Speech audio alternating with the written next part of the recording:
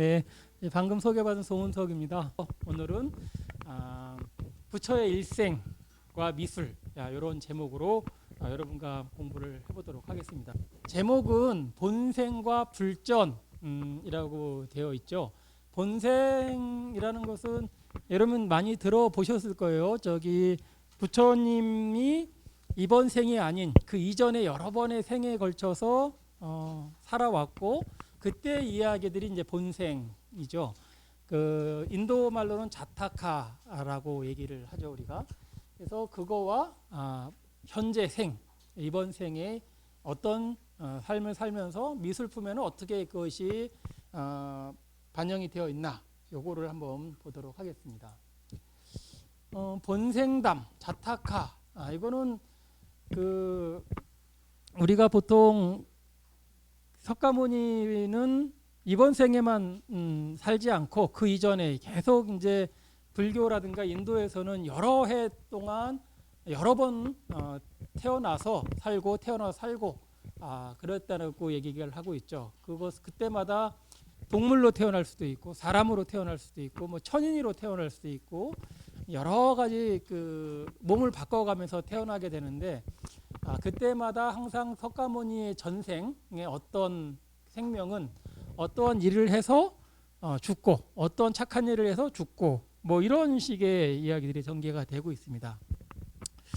그래서 여러 이런 경전들에 보면은 석가모니 이야기가 쭉 나오는데, 이 이야기가 나오게 되는 배경에는 석가모니가 이제 왕자로 태어나서 뭐 그러니까 출가를 해서 수행을 해서 이제 성부를 하게 되는데, 실제로 수행을 한 기간이 6년 정도 됩니다. 6년 동안 수행을 해서 부처가 됐는데, 그 당시에 평생 동안 수행을 하면서도 부처가 되지 못하는 사람들이 수두룩하게 많죠. 태어나서부터 죽을 때까지 계속 수행만 하다가 했는데 하나도 깨닫지 못하고 그냥 죽는 사람들이 많단 말이죠. 그런 걸 보고 저 사람은 도대체 어떻게 했길래 짧은 게 6년밖에 수행을 안 했으면서 모든 걸 다 깨닫고 부처가 됐나. 이건 도저히 있을 수 없는 일이다. 그래서 이 사람은 지금 생만 6년이지 실제로 이전에 수행한 걸 따지면은 몇만 년, 몇십억 년이 될지 모르는 그런 사람이다라고 하면서 그거에 대한 이야기들이 쭉 이제 만들어지게 됩니다. 그래서 여러 가지 이제 사례들이 나오게 되는데, 경전마다 경전에 있는 것들 다 모아 보면은 조금 뭐 어떤 경전에는 10개, 어떤 게 100개 뭐 이런 식으로 뭐 겹치기도 하고 안 겹치기도 하고 조금 이야기도 달라지고 경전마다 좀 다르긴 한데, 그런 것들이 모여져서 지금 한 400여 개 정도의 그 자타카가 남아 있다고 합니다. 자, 그다음에 이제 현생의 이야기는 그 여러 경전들에 특히 이제 여기 보면 과거, 현재, 인과경, 아니면 석시원류, 응화사적 이런 데 보면은 석가모니의 일생을 아주 자세하게 묘사를 하고 있습니다. 태어나기 전부터 태어나기 전에 어떻게 생활을 하다가 어떻게 입퇴가 되고 어떻게 태어나서 뭐 어떤 생활을 하다 돌아가셨는지 이게 아주 자세히 나와 있는데, 특히 여기 마지막에 적혀 있는 석시원류, 응화사적이라는 책은 중국에서 만들어진 책인데요. 석가모니가 태어나서 돌아가실 때까지를 200장면으로 글과 그림으로 이렇게 만들었고요. 그림이 이렇게 있고 거기에 대한 설명이 이렇게 있는 그런 것들이 200장면이 있고, 그다음에 석가모니의 제자들 마하가섭으로부터 시작해가지고 역대의 그 스승들, 그다음에 중국으로 또 달마가 와서 중국에서 또 활동했던 스님들의 모습이 또 200장면, 그래서 모두 400장면으로 이루어져 있는데, 여기에 석시연류 응화사적에 있는 여러 장면들이 우리가 지금 사찰에 가서 보면은 보시는 팔상도라든가 석가모니 일대에 대한 그림들에 보면은 다 여기에 있는 것들이 어떤 거는 똑같이 옮겨오거나 아니면 그 석시원료 응하사적의 5개의 장면이 하나의 장면으로 옮겨오거나 뭐 이런 식으로 해서 많이 응용이 되고 있습니다. 그래서 이런 본생과 그 전생의 이야기와 현생의 이야기가 그러면 과연 미술품에, 불교 미술품에 어떻게 표현이 되어 있고 어떻게 나와 있는지. 사실 이 본생 이야기는 우리나라에서는 별로 인기가 없었던 주제 같아요. 우리나라 절이라든가 뭐 예전에 만들어진 책이라든가 이런 데에 본생에 관한 이야기가 있는 거는 거의 없어요. 제가 쭉 찾아봤더니 우리나라의 미술품 중에 본생 이야기가 남아있는 사례는 지금 서울에 동국대학교 박물관이 있는데 여기에 탑이 하나가 있습니다. 탑. 그 석탑이 조그마한 석탑이 하나 있는데 여기에 표면에 본생도가 하나 그려진 게 있고요. 그 다음에 일본에 있는 삼국시대, 그러니까 우리나라의 작품인지 확실하진 않지만 일본 말로는 다마무시노 즈시라고 하는 옥충주자라는 게 있는데요. 여기에도 표면에 본생 그림이 그려져 있어요. 그걸 만약에 이제 삼국시대에 한국 사람이 가서 그걸 그렸거나 아니면 우리가 그린 거를 가져갔다 한다면 뭐 우리나라의 두 번째 사례가 될 수가 있겠죠. 근데 그 이외에 수많은 불교 미술품 중에 본생에 관한 이야기는 우리나라에 남아 있는 게 없어요. 중국도 별로, 중국은 워낙 다양하게 많이 있어서 본생 이야기가 뭐 예를 들면 도낭 석굴 같은데 많이 남아 있긴 합니다만 인도에서는 본생 이야기 상당히 중요한 초기의 주제가 됐습니다. 그래서 먼저 우리는 인도에서 어떻게 본생 이야기가 그림으로 또는 조각으로 그려졌는지, 그다음에 불전은 어떻게 만들어졌는지 요걸 보신 다음에 우리나라 상황을 좀 보도록 하겠습니다. 몇 개의 이제 본생이 아까 수백 개의 이제 본생 이야기가 지금 남아 있는데 그 미술품으로 많이 만들어진 거는 그렇게 많지는 않아요. 이야기로는 다 이제 남아 있지만 이거를 그림으로 그리거나 조각으로 만들었을 때 어떤 선호하는 것들이 몇 개가 있는데 그 중에 이런 게 있습니다. 대원 본생. 이거는 커다란 원숭이 이야기입니다. 원숭이 이야기. 그러니까 인도에는 이제 원숭이라든가 뭐 사슴이라든가 소라든가 이런 동물로 살았던 적이 많이 있었습니다. 이 석가모니 전생에. 그래서 이 대원 큰 원숭이, 그러니까 원숭이 왕 뭐 이런 건데 원숭이로 태어났었던 때의 석가모니 이야기입니다. 어떤 거냐면은 여기 이제 그 대강의 이야기가 적혀 있는데요.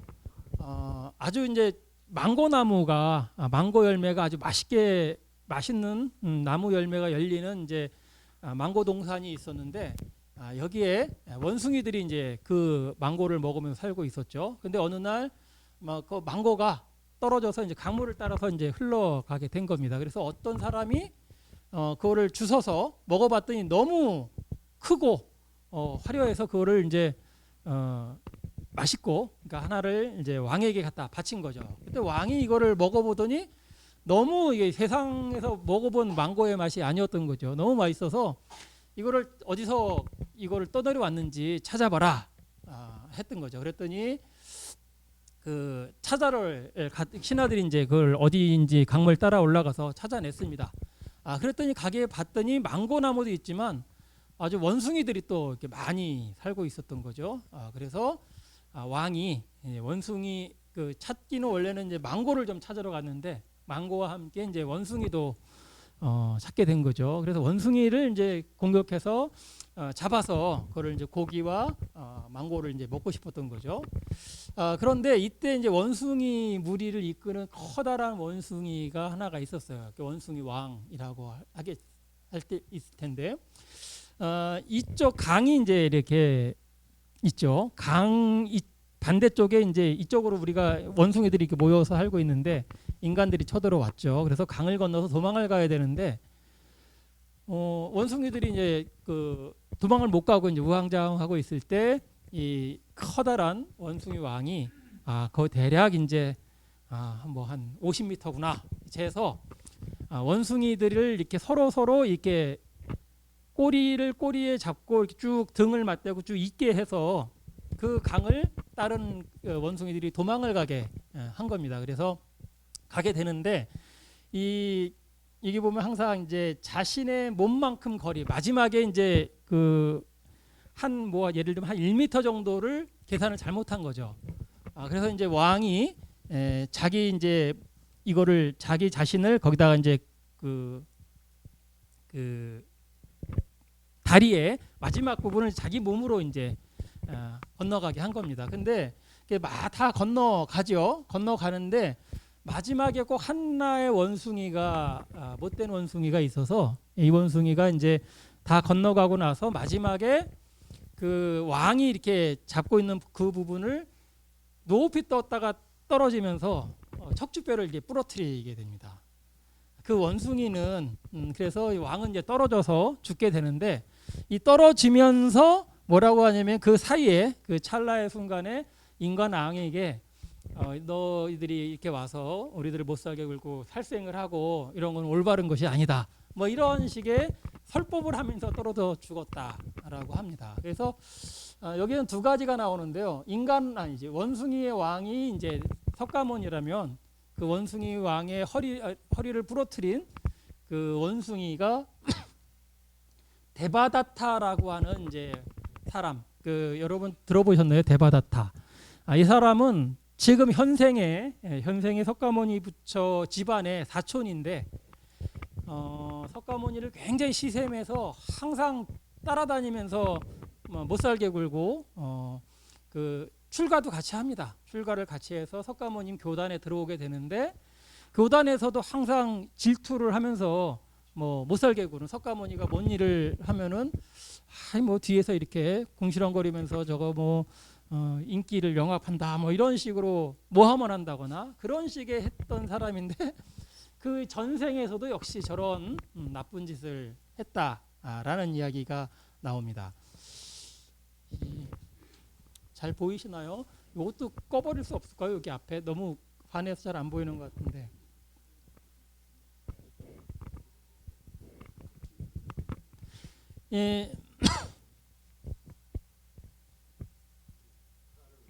따로 있어요.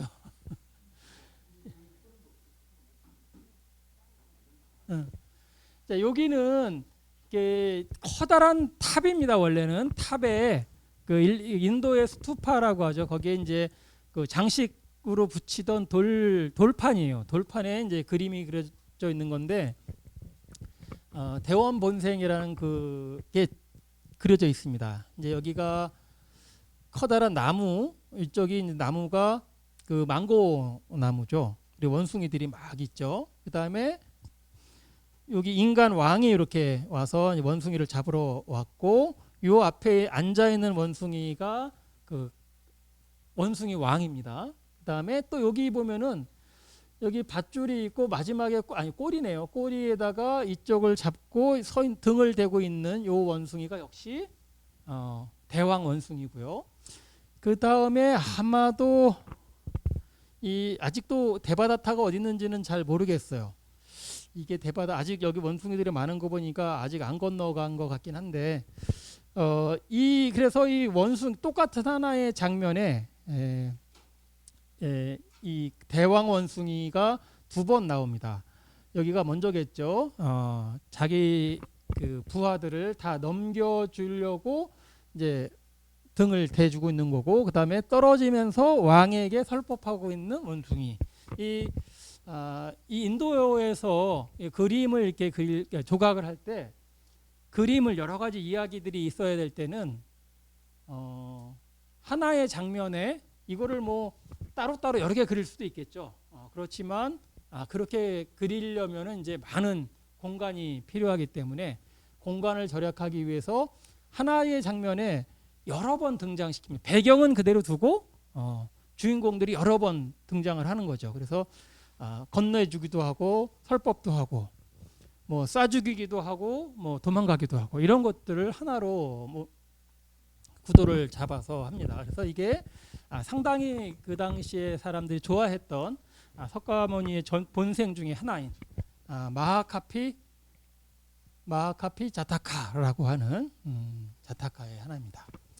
그 다음에 이제 두 번째가 사슴 이야기입니다. 사슴 본생, 금록 본생, 루루 자타카라고 하는데 이것도 비슷합니다. 보통 다 뭔가 처음에는 선의를 베풀었는데 그 선의를 받은 사람이 오히려 그 악의로 그를 갚아버렸을 때 인생인 그 동물들은 그거를 그대로 감수하면서 뭐 대부분 다 죽게 되겠죠. 죽으면서 오히려 그거에 대해 설법을 하는 그런 방식으로 보여주고 있는데 황금빛 사슴으로 태어난 이야기입니다. 석가모니가 태어났는데 어느 날 강에 빠져 있는 사람을 하나 구해주죠. 아주 젊은이를 하나 구해주게 되는데 그때 바라나시라는 그 지역의 왕이 꿈을 꾸게 됩니다. 꿨는데 그 왕비가 꿈을 꾸는 거죠. 왕비가 꿈을 꿨는데 이거 어디에 갔더니 황금빛이 막 나는 사슴이 있는 거를 본 거예요. 꿈에. 그래서 왕에게 내가 꿈에 이런 그 황금빛 사슴 있는 꿈을 꿨는데 내가 참 그 사슴을 갖고 싶다. 왕비가 이제 왕에게 얘기를 했어요. 그랬더니 왕이 포고령을 내리죠. 이 황금빛 사슴이 있는 데를 알려주면은 큰 상을 내리겠다라고 하니까 이 물에 빠졌던 저 귀족이 고민을 하다가 제가 알고 있습니다. 되게 왕에게 이제 고자질을 하게 되는 거죠. 그래서 이제 왕이 군사들이 이끌고 데려가서 그 이제 황금빛 사슴을 사냥을 하러 간 거죠. 그래서 이제 가서 이제 일이 일어나는 건데 여기도 보면은 이제 이 강물이죠. 강물에 빠져 있는 요 젊은 사람을 구해주는 사슴이 있죠. 머리만 있는 이게 아마도 사슴의 왕 황금빛 사슴이고요. 그래서 이제 꿈의 이야기를 듣고 왕이 여기 지금 활을 쏘고 있죠.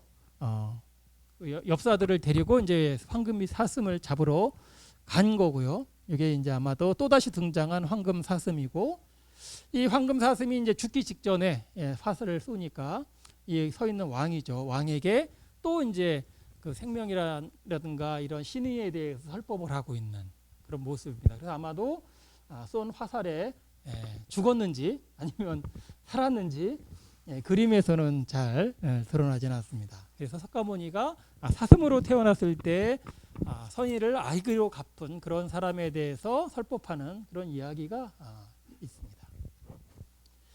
세 번째는 여러분이 많이 들어보셨던 본생 중에서 제일 유명한 본생인 것 같아요.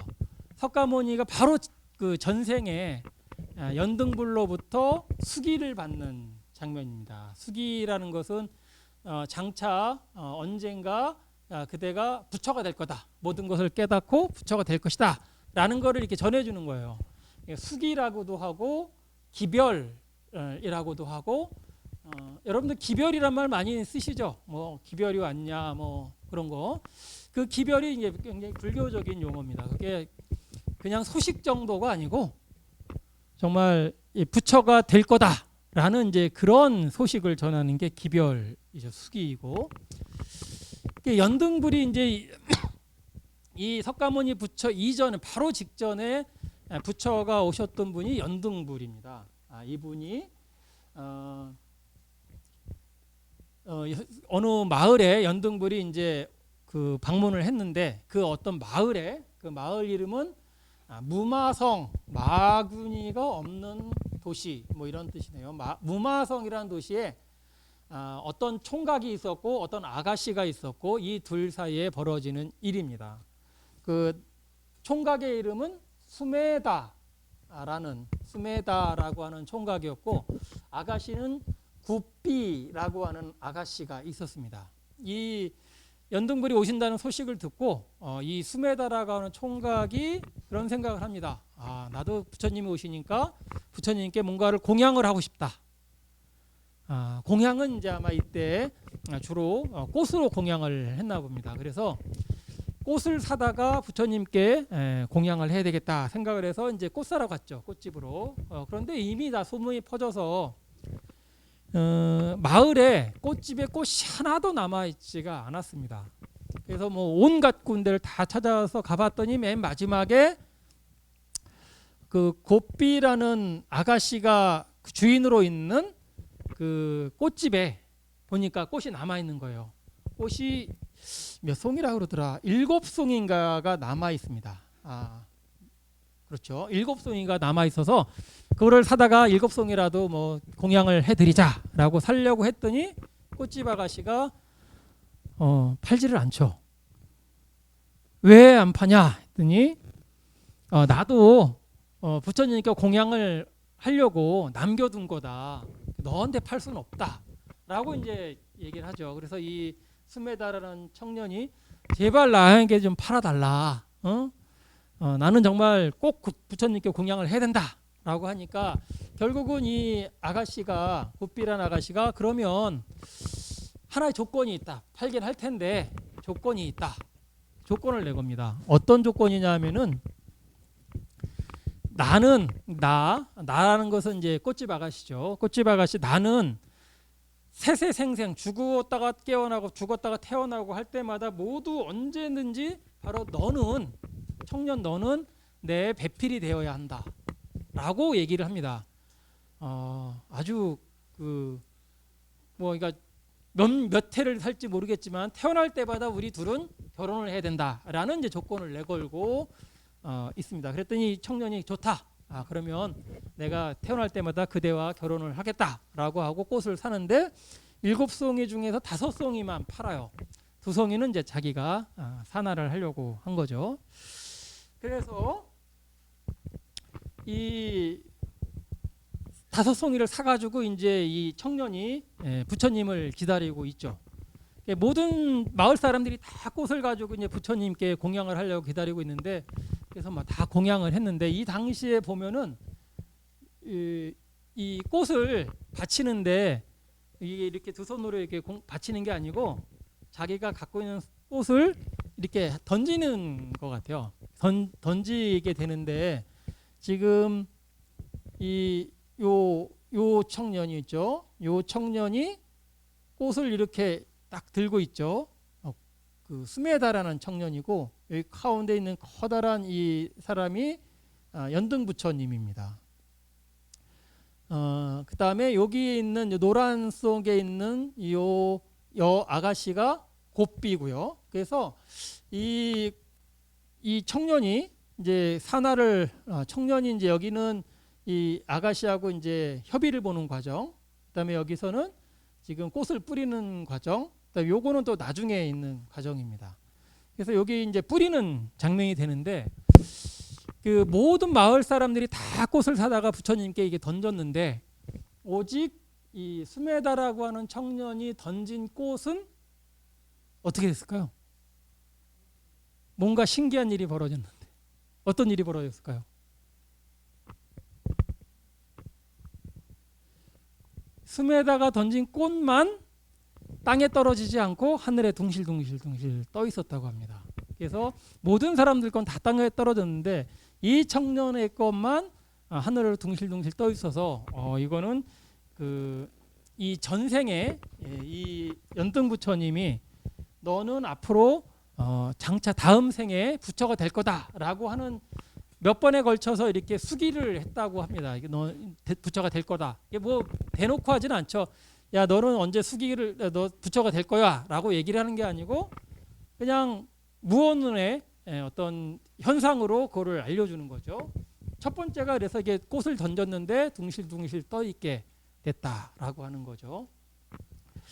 그 다음에 이제 연등부처님이 이게 공양을 받고 좀 더 이제 마을을 지나가는데 이 마을에 비가 왔었는지 굉장히 이제 웅덩이들이 많이 있었죠. 엉망진창으로 있었는데 부처님이 이제 거기를 밟고 지나가야 되는 거죠.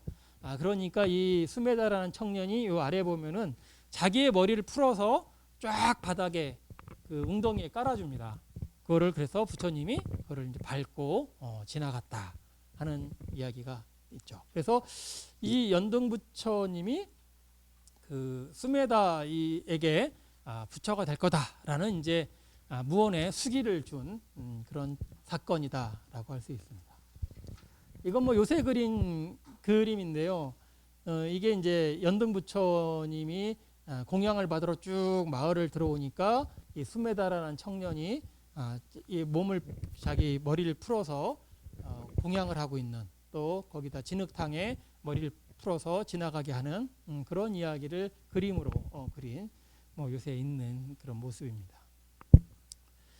자, 네 번째 본생은 12왕 본생. 이게 우리가 좀 전에 말씀드렸던 그 동국대학교 박물관에 있다는 그 탑에 그려진 본생도의 주제입니다. 이거는 아주 좀 심각한 그 주제를 갖고 있어요. 이 생명의 가치 뭐 이런 것을 얘기를 하는 건데, 이 시비라는 왕이 있었는데 이 왕이 굉장히 선행을 잘하고 훌륭한 왕이다라고 하는 것이 온 세상에 이제 유명했던 거죠. 그래서 어느 날 저 사람이 정말 그렇게 뛰어나게 선행을 잘하고 착한 사람인지 실험을 좀 해보고 싶었던 겁니다. 누가 했냐면 바로 제석천. 제석천이라는 신은 지금 이게 불교의 우주관에서 보면은 이 천에 속하죠. 이게 땅에서부터 해가지고 세상 가운데에 있다고 하는 그 수미산의 꼭대기에 있는 하늘나라의 왕이 바로 제석천이죠. 이 제석천은 그 하늘의 사람인 거죠. 이 사람이 그 시비가 정말 그 선행을 잘하는지 실험해보자 하면서 어떻게 했냐면, 제석천이 매 또는 어떤 데는 뭐 독수리로 변했다고도 하고, 근데 매로 변해서 이제 상황극을 하는 거죠. 자기의 제자 부하인 비수갈마예요. 말마가 아닌 비수갈마.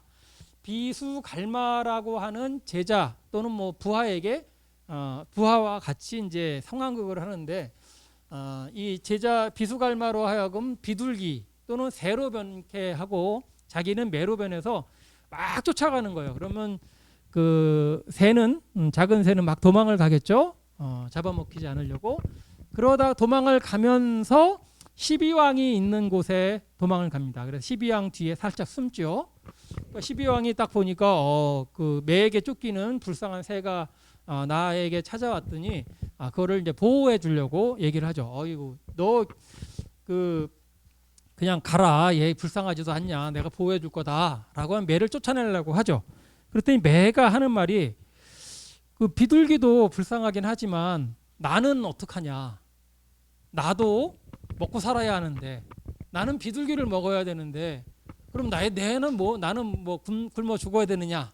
그랬더니 이제 시비가 둘 사이에 이제 어떤 그 얘기를 했냐면, 그러면 얘를 살려주는 대신 비둘기나 뭐 새나 한 요만하겠죠. 그러니까 그럼 내가 그만큼 살점을 떼줄 테니까 그거 먹고 얘는 살려줘라라고 얘기를 합니다. 그래서 처음에 이제 살을 조금 떼죠. 여기 칼로 이렇게 도려내서 천칭이 있죠. 천칭, 저울에다가 한쪽은 비둘기, 한쪽은 내가 띄어낸 그 내 살을 딱 올려놓고 이제 똑같아지면 이제 그걸 주려고. 그런데 어떻게 되겠어요? 똑같은 대략 비슷하게 보이는 데다가 올려놨더니 여전히 비둘기가 좀 무거워요. 그래? 좀 더 해야겠네. 더 올려놓고. 또 그래도 또 역시 비둘기가 무거워요. 그래서 팔도 막 잘라서 올려놓고, 이쪽 팔도 올려놓고, 다리도 잘라 올려놓고 했는데도 여전히 비둘기가 무겁다는 거죠. 그래서 마지막에는 이 12왕 자체가 쭉 올라갔더니 그때서야 천칭이 평행을 이루었다라고 하는 거죠. 그래서 이 이야기는 뭐 굉장히 많이 그 인간 왕의 목숨이나 하찮은 비둘기의 목숨이나 그 무게로 따지는 건 아니다. 그 목숨 값은 똑같은 거다라는 이제 그런 이야기를 전한다고 하죠. 그래서 이런 그 간다라 지역 이런 데 그 그림을 보면은 이런 식으로 돼 있어요. 요 사람이 제석천이라는 천인입니다. 여기 제석천. 그다음에 여기가 매인가요? 비둘기인가요? 여기 있네요. 비둘기는 여기 있고 매는 여기 있네요. 비둘기가 도망을 와서 이 12왕이 이 매에게 거래를 한 거였고, 그래서 이제 여기 천칭으로 이제 달고 있는데 계속 이제 자기의 살을 띄어서 다누고, 여기 보면 이제 누군가가 와서 칼로 점여서 이제 올려두는 그런 모습들을 보이고 있어요. 여기는 뭐 다리도 자르고 여기 살도 베고 하면서 했더니 마지막에 이제 평형을 이루었다 하는 그런 모습을 보여주고 있습니다. 그래서 결국은 이제 제석천이 저 사람은 정말 참 사람이구나라는 거를 이제 느끼고 다시 이제 환생을 시켜줬다라고 하는 이야기가 전해지고 있습니다. 이 본생 이야기는 우리나라에서 별로 없지만 부처의 현생 이야기, 불전 이야기는 인도도 그렇고 중국에서도 그렇고 한국에서도 굉장히 인기가 많은 그 주제였습니다. 근데 이제 여기 보면은 무불상 시대, 불전 부처의 일상을 쭉 얘기하는데, 부처가 처음에는 그 부처 우리 절에 가면 불상 다 아시잖아요. 불상의 사람 형태로 돼 있죠. 얼굴 있고 다 있는 사람이니까. 근데 인도에서 처음으로 부처의 일생을 이렇게 그 조각으로 나타낼 때는 부처님 같이 성스러운 분을 감히 인간 같은 형상으로 이렇게 묘사를 하는 거를 불경시했던 거죠. 그래서 부처님은 사람이 아닌 그런 신과 같은 존재인데 사람 형태로 할 수는 없다. 그래서 그거를 처음에는 못했어요. 그래서 그 시기를 우리는 이제 무불상 시대, 부처 이야기가 있는데 부처님은 안 나와요. 다른 사람들은 다 나오는데 그 시기가 있습니다. 그래서 부처님 대신에 뭔가를 표현하는 방법이 몇 개가 있어요. 그래서 가장 많이 하는 것 중에 하나가 보리수, 나무를 갖다 놓고 부처님 대신 나무를 갖다 놓은 거죠. 그래서 여기 이야기를 보면은 요 이야기는 이게 뱀의 왕 뱀의 왕이 부처님께 예배를 하는 그런 장면인데, 이 사람이 그 용왕인 거죠. 뱀의 왕인데 부처님한테 무릎 꿇고 이제 절을 하고 있는데 앞에는 부처님은 없고 나무가 한 그루 떡하니 있습니다. 그래서 이 모습은 부처에게 경배하는 뱀의 왕이란 건데, 부처님 대신에 보리수 밑에서 이제 부처님이 성불을 했기 때문에 부처를 상징할 수가 있는 거죠. 뭐 이 보리수로 하거나, 또 다른 거는 발바닥 얘기 많이 들어보셨죠? 부처님 발바닥으로 부처님을 상징하기도 합니다. 요거는 부처님이 이제 어머니를 위해서 설법하기 위해서 도리천이라고 하는, 아까 이게 제석천이 살고 있는 하늘나라에 가서 90일 동안 설법을 하게 되는데, 설법을 하러 갔다가 내려오는 장면이에요. 그래서 내려오는 장면인데 다 내려왔네요. 여기 발이 여기 아래에 있죠. 그러니까 신체는 표현하지 않고 발만 표현하는 거예요. 발로 이게 부처다라고 하는 그런 방법도 있고, 또 하나는 부처님이 많이 이제 여러 번 설법을 하잖아요. 그래서 설법하는 거를 우리가 다른 말로 법륜을 굴린다, 뭐 이런 말도 씁니다. 법륜. 륜이라는 거는 마차바퀴를 나타내는 거고, 마차바퀴를 법륜이라고 하는 것은 법이라는 것은 설법하다라는 뜻이죠. 그래서 법륜을 굴린다라는 건 설법을 한다 이런 뜻인데, 부처님이 인도 전역을 여행을 하면서 여러 사람들에게 설법을 하는 그런 직업이기 때문에 이 마차바퀴로 부처님을 상징하기도 합니다. 그래서 이 마차바퀴인데 부처님을 상징하는 거죠. 뭐 이런 식으로 나타내거나, 또 수투파로 나타나기도 합니다.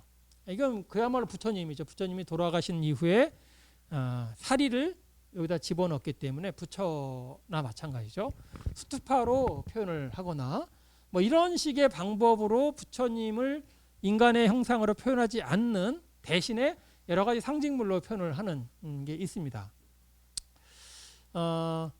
요것도 뭐 상징 중에 하나라고 할 수가 있는데 코끼리죠. 이거는 어차피 부처님 태어나기 전의 일이기 때문에 뭐 크게 상관은 없는 것 같아요. 예, 마야 부인이 이제 그 어머니죠. 어머니가 시다르타 석가모니죠. 석가모니를 잉태하는 꿈을, 그러니까 잉태하는 꿈이에요. 낳는 꿈이 아니고 잉태하는 꿈인데 하늘에서 커다란 하얀 코끼리가 쑥 오더니 뱃속으로 쑥 들어가는 그런 꿈을 꾸고 이 이제 잉태를 하게 된 거예요. 태몽인 거죠. 그래서 하얀 코끼리가 역시 석가모니를 또 상징하기도 합니다. 예, 석가모니의 아까 봤던 그 도리천에서 내려올 때 모습도 똑같습니다. 여기 발바닥으로 두 개의 발바닥, 하늘에서의 발바닥, 땅에서의 발바닥에서 쭉 내려왔다라는 것을 상징하는 거죠. 예, 도리천에서 내려오는 장면은 굉장히 중요한 장면이에요. 이게 나중에도 좀 나올 텐데 우리나라 같은 데서는 도리천에서 내려오는 이런 장면이 그다지 중요하진 않은데 인도에서는 팔상이라는 거 들어보셨죠? 석가모니의 일대 중에서 가장 중요한 8장면을 모아놓은 것이 팔상인데 우리나라의 팔상이랑 인도에서의 팔상이 좀 달라요. 인도에서는 이 도리천에서 내려오는 장면이 팔상 중에 하나로 들어갈 만큼 굉장히 중요한 사건입니다. 그러니까 어머니가 일찍 돌아가셨죠. 석가 시다르타 나타가 이제 돌아가시잖아요. 3일 만에 이제 돌아가셔서 지금 죽은 다음에는 도리천이라고 하는 산에 하늘나라에 이제 살고 계시는데 석가모니가 부처가 된 다음에 여러 사람들을 위해서 많은 이제 설법을 했죠. 그래서 많은 도움을 줬는데 정작 자기를 낳아준 어머니한테는 설법을 못한 거예요. 어머니는 부처를 낳았지만은 부처를 한 번도 보지 못한 사람인 거죠. 그래서 그 어머니만을 위해서 언젠가 안거 기간에 어머니를 위해서 하늘나라 도리천으로 올라가서 어머니만을 위해서 설법을 90일 동안 하게 됩니다. 이때는 원래 맨날 데리고 다니던 제자들이 있죠. 안한존자라고 하는 제자도 안 데리고 몰래 하늘나라로 가서 90일 동안 설법을 하는데 요게 우리 불교 미술에 있어서 굉장히 중요한 시기예요. 요게 요 시기가 왜 그러냐면은 석가모니가 그 하늘나라에 간 90일 동안에 요 시기에 굉장히 석가모니를 좋아하던 왕이 있었는데 우전왕이라고 하는 왕이 있어요. 그 왕이 너무나 석가모니를 보고 싶어서 막 병이 다 날 지경인 거죠. 그래서 석가모니는 못 보지만 석가모니 형상을 그대로 빼닮은 조각품을 하나 만들어서 석가모니처럼 내가 봐야 되겠다라고 해서 전국의 조각가들을 불러 모아서 이제 불상을 만들게 되죠. 물론 이제 조각가들이 만들지는 못하고 하늘에서 내려온 사람이 이제 대신 만들어 주긴 하지만 어쨌든 불상이라는 것이 이 사건 때문에 생기게 됐어요. 실제로는 아니지만 어쨌든 이 사건 때문에 불상을 만들게 된 거지 이 세상에요. 그래서 여기도 역시 석가모니 대신에 발바닥으로 했다라는 거를 일단 얘기하고요. 여기 위에 발바닥, 아래 발바닥이 보이죠? 네, 발바닥에 이렇게 아까 봤던 법륜 자국도 뚜렷하게 찍혀 있습니다. 네, 보통 이제 석가모니 손바닥에도 그런 게 있고 발바닥에도 이제 법륜 같은 게 새겨져 있다고 하고 있죠. 자, 그 다음에 기원정사의 보시. 이거는 굉장히 중요한 사건인데 최초에 석가모니에게 이제 인도에서 석가모니는 집 없이 그러니까 자칭 노숙자잖아요. 집이 없이 들판에서 자고 들판에서 밥 먹고 그다음에 마을 찾아다니면서 구걸해서 밥 먹고 뭐 이런 거린 같은 생활을 했죠. 석가모니는. 그런데 아무래도 제자들이 많아지고 수백 명, 수천 명의 이제 제자들이 늘어나면서 어느 이제 평상시에는 괜찮은데 안거 기간이라는 게 있습니다. 이게 우리나라에는 지금 수행하기 어려운 여름하고 겨울에 한 군데에 모여서 살죠. 스님들이 같이 그 수행하는 스님들이. 그래서 동안거 하안거 하는데 인도에서는 비가 내리는 때가 제일 어렵습니다. 그래서 90일 동안 그때는 보통 때는 다 이렇게 그 여러 개 계속 이동하면서 그 밥을 얻어 공양하시고 뭐 설법하고 이런 걸 하는데 그다음에 때가 되면 들판에서 자고. 근데 비가 내리면 그거를 못 하는 거예요. 너무 힘든 거죠. 그래서 비가 오는 때는 90일 동안 이런 유행이라 그러죠. 이렇게 쭉 여행하는 거를 멈추고 한 군데서 지내게 됩니다. 이것이 이제 안거의 시작인데 우안거 우기에 이제 안거를 하는 거죠. 근데 비가 와도 이게 집이 없었던 거예요. 나무 밑이거나 뭐 이런 데 사시니까. 그래서 이제 집이 필요하다라는 거를 이제 이 속인들이 알고 집을 지어준 그런 것이 그 중에 하나가 기원정사라는 겁니다. 이거는 뭐냐면 이때 급고독장자라는 사람이 있어요. 급고독장자.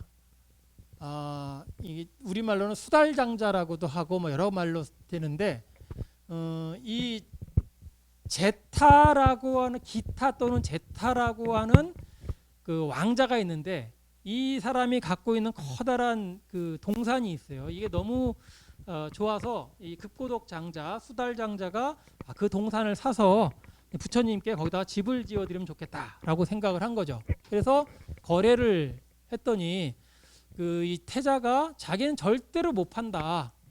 나도 이거 잘 쓰고 있는 건데 내가 왜 그걸 파냐? 라고 하는 거죠. 그래서 안 판다라고 하는 거를 갖다가 뭐라고 얘기를 하냐면 사고 싶으면은 이 땅만큼 헌금을 쭉 깔아라. 그럼 내가 그만큼 팔게라고 얘기를 한 거예요. 그랬더니 이 급고독장자가 그래? 그러면 뭐 그래야지 뭐 하면서 자기가 갖고 있는 모든 금을 가져다가 땅에 쭉 깔아서 그 땅을 사게 됩니다. 그랬더니 이 제타 태자가 너무 놀라가지고 이거는 내가 장난으로 한 건데 이 사람은 정말 성심껏 그걸 얘기를 했구나 라고 해서 이 태자가 그러면 땅은 당신이 보시를 하고 이 여기에 있는 여러 나무들은 내가 보시를 하겠다 해가지고 이 사람이 둘이서 한 사람은 나무를 보시라고 한 사람은 땅을 보시를 해서 거기다가 이제 정사를 짓게 된 거죠. 그 이야기가 이렇게 그림으로 그려진 겁니다.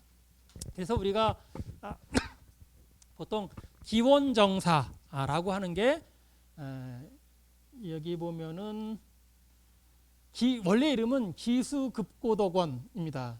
제타태자가 나무를 댔고 급고독이 땅을 댔다라고 하는 거예요. 그래서 기타가 나무를, 급고독이 원을 해서 전체 붙여서 기수급고독원이라고 얘기를 하면서 줄여서 맨 앞글자와 맨 글자만 떠서 기원정사라고도 합니다.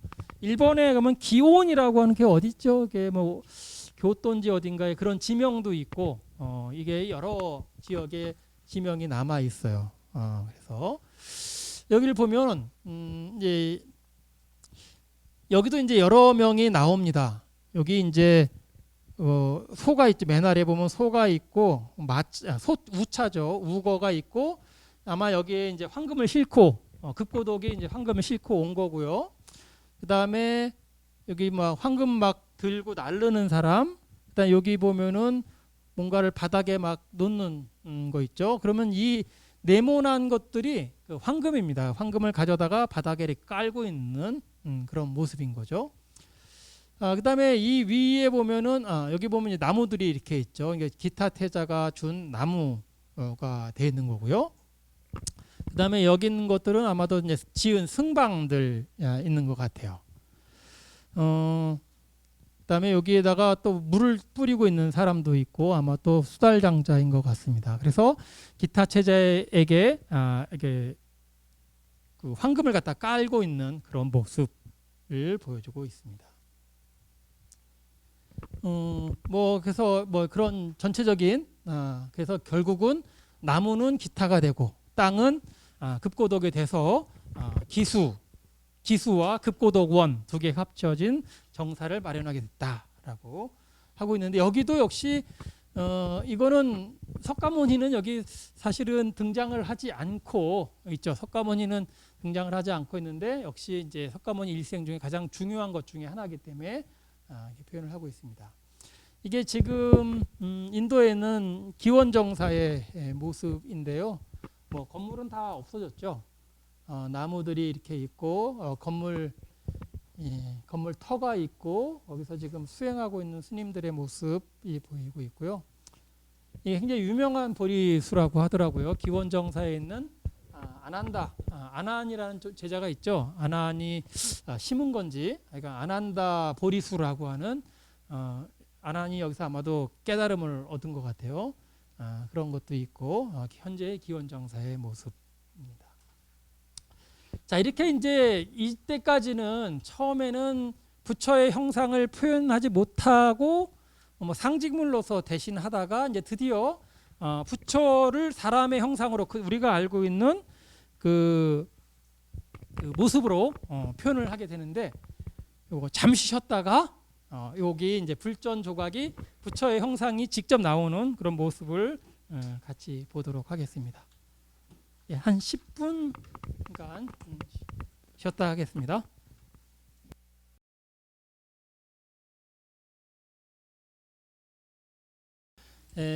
일단은 부처의 일생인데요. 뭐 태어나는 것은 아까도 보셨죠. 마야 부인이고 태몽을 꾸는 그런 장면.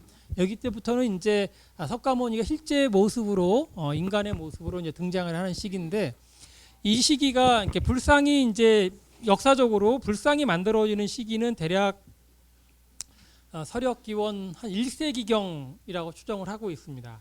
인도에서는 이제 쿠샨이라고 하는 왕조가 있는데요. 이때에 여러분 다 많이 들어보셨죠? 간다라.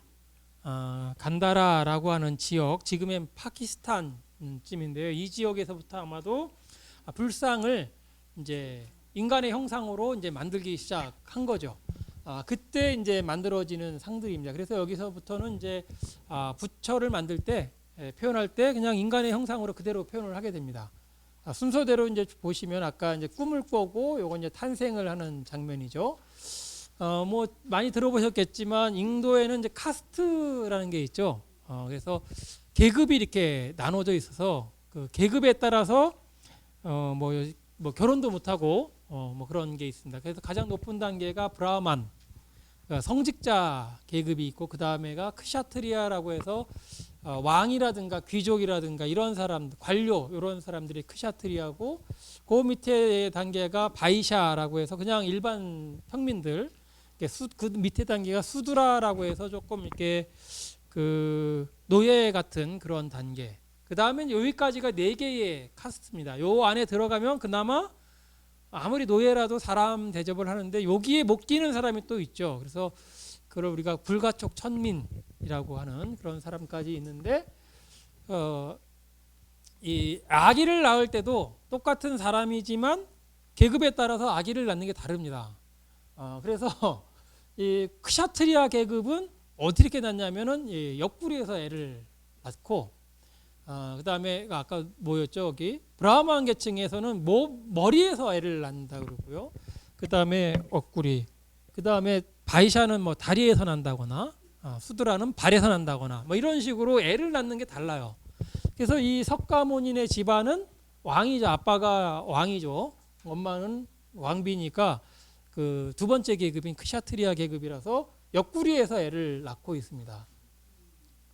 요거가 굉장히 재밌는 포즈인데, 인도에서 이렇게 지금 뭐 나무를 이렇게 한 손으로 잡고 한 손으로는 요렇게 다리는 이렇게 하고 있고, 원래는 한 손으로 나뭇가지를 잡고 이 다리로는 나무를 감싸 안아야 돼요. 이런 자세가 있어요. 이게 인도에서 나무의 신이 하는 포즈거든요. 요런 장면인데, 나무가 있으면 나무를 한 손으로 잡고 그 다음에 한 손과 다른 발로는 나무를 껴안아야 돼요. 이게 수신, 나무의 신으로서의 하는 자세인데, 이게 굉장히 중요한 자세라고 그럽니다. 근데 이게 그대로 요 자세가 시타르타를 할 때 시타르타의 어머니가 하는 자세가 돼요. 이게 그래서 문화적으로 그런 어떤 불교 이전의 이야기죠. 이거는 불교와 상관없이 인도 전통의 신의 계통인데 이런 포즈가 그대로 이제 석가모니 있는 때까지 이어져서 이런 자세를 취하게 되는데 요거는 우리나라에 있는 조선시대 때 그린 석가모니 시타르타 낳는 장면인데 여기도 역시 엄마가 이렇게 나뭇가지를 쥐고 우리나라의 옆구리에서 나진 않아요. 이게 좀 이상하다 생각했는지 우리나라 옷이 이렇게 굉장히 폭이 넓잖아요. 이렇게 소매에서 이렇게 애가 여기 있죠. 소매에서 튀어나오고 있는 그런 모습. 문화적으로 굉장히 똑같은 계통을 보여주고 있습니다. 그다음에 태어났을 때 가장 먼저 그 시타르타의 아버지가 한 일이 있어요. 뭐였냐면 아까 처음에 꿈 꿨을 때 코끼리가 들어오는 꿈을 꿨을 때도 아버지가 제일 먼저 한 게 점쟁이를 찾아가서 이게 좋은 꿈이냐 나쁜 꿈이냐 어떤 꿈이냐를 해몽을 하고 애가 태어나자마자 또 한 게 애를 데리고 선인한테 가서 점을 보러 갑니다. 아빠가. 그래서 점을 보러 갔더니 그 점쟁이가 그런 얘기를 해주죠. 얘는 그 출가를 하지 않고 그냥 평범하게 아버지의 일을 받아서 왕이 되면은 인도 전역을 통일할 수 있는 대군주가 될 것이고 만약에 얘가 출가를 해서 수행자가 된다면 깨달음을 얻어서 그 붓다가 될 거다라고 예언을 해줍니다. 그래서 이 아버지가 어떻게 했을 것 같아요? 첫 번째로 밀고 나갔을까요? 두 번째로 갔을까요? 이 시타르타네 집안이 있는 샤카족이 굉장히 왕은 왕인데 아주 힘없는 그 나라였어요. 조그맣고 주변에 큰 나라들이 많아가지고 맨날 침략당하고 너무 힘든 거죠. 왕이.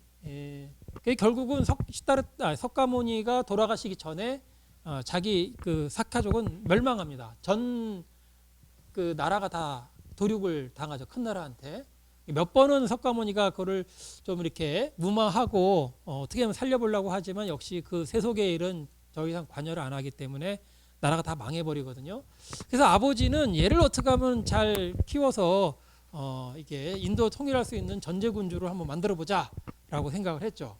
그래서 뭔 일을 하냐면은 얘한테 아무런 고민을 시키면 안 돼요. 고민을 하면은 생각하다가 뛰쳐나갈까봐 모든 좋은 거 왕이니까 먹는 거 입는 거 그 주거 생활 당연히 좋겠죠.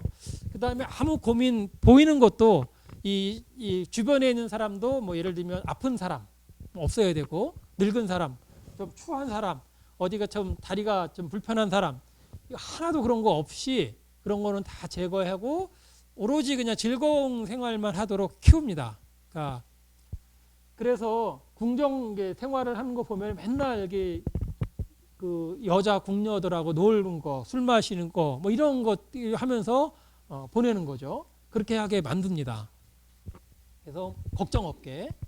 그런데도 이제 학교는 보내야 되죠. 그래서 학교 가는 것도 있고, 그렇지만 이 시타르타가 굉장히 몇 번의 고민을 하게 되는데 이 맨날 술 먹고 뭐 이렇게 하면서도 고민을 하죠. 그래가지고 결국은 이 성 안에서는 아무런 그런 걸 못 보고 자랐지만 그 성 밖을 나가서 뭔가를 할 수 있는 해야 하는 그런 때가 있습니다. 예를 들면 동쪽 문을 한번 나가보고 남쪽 문을 한번 나가보고 서쪽 문, 북쪽 문 해 모두 4번을 한번 바깥에 나가보는데 이 나갈 때마다 쇼크를 받고 돌아오는 거죠. 동문을 한번 나가봤더니 생전 처음 보는 노인네를 만납니다. 자기는 처음 본 사람인 거예요. 맨날 아리따운 아가씨들만 보던 시타르타가 갔더니 그 뭔가 이 피부가 막 쭈글쭈글하고 머리는 막 푸석푸석하고 제대로 서 있지도 못하고 막 이렇게 하는 사람을 본 거예요. 그래서 저거는 도대체 사람이냐 뭐냐 물어봤더니 그 뭐라 그러냐면 노인네다. 노인이 뭐냐? 사람이 나이가 먹으면 저렇게 되는 거다. 그랬더니 시타르타가 쇼크를 받은 거죠. 너 그럼 나도 저렇게 되는 거냐? 당연하지. 그렇게 돼가지고 쇼크를 받고 돌아와요. 그다음 남쪽 문을 한번 나가봅니다.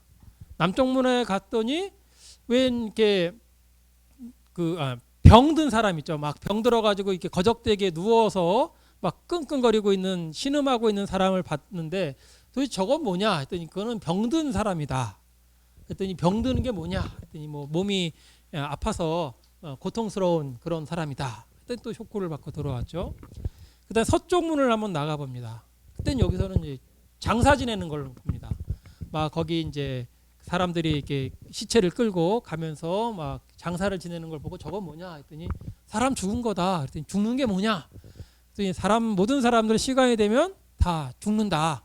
생명이 끝난다라는 얘기를 듣게 되고 이제 그 노인네 봤죠, 병드는 거 봤죠, 죽은 사람 봤죠. 그래서 모든 그 고통을 다 보고 와서 마지막에 북문을 한번 나가보게 되는데 북문에서는 이제 봤더니 나가봤더니 뭔가 이렇게 광채가 나는 어떤 사람이 있는 거예요. 그래서 저건 뭐지? 저건 뭐냐 그랬더니 저거는 저 사람은 출가 수행자다. 출가 수행자가 뭐냐 그랬더니 집을 떠나서 산속에 가서 고행을 하면서 자기 자신을 닦는 그런 행위를 하는 사람이다 라고 했더니 저 길이 바로 나의 길이구나 라고 이제 생각을 하게 돼서 결국은 이제 출가를 어쩔 수 없게 아무리 막았어도 출가를 하게 되는 거죠. 그래서 이건 물론 출가 이후의 일이지만 출가할 때 출가 전에 이미 시다르타는 아빠가 이제 결혼을 시켜버리죠. 그래서 부인도 있고 애도 낳죠. 애도 낳고 그러니까 애 이름이 다 아시죠? 석가모니의 아들 이름 라훌라라고 합니다. 라훌라. 라훌라라고 하는데 인도 말로 라훌라는 뭐라 그러죠? 그게 뜻이 뭐 이렇게 나를 막 가로막는 거, 장애 뭐 이런 뜻이랍니다. 그러니까 얘가 자기의 아들이 나의 앞으로 살아가는 데에서 장애 요인이다라고 생각을 해서 장애라고 이름을 지어줬다 그러죠. 근데 결국은 라울라도 나중에 출가를 해서 10대 제자 중에 하나가 되죠.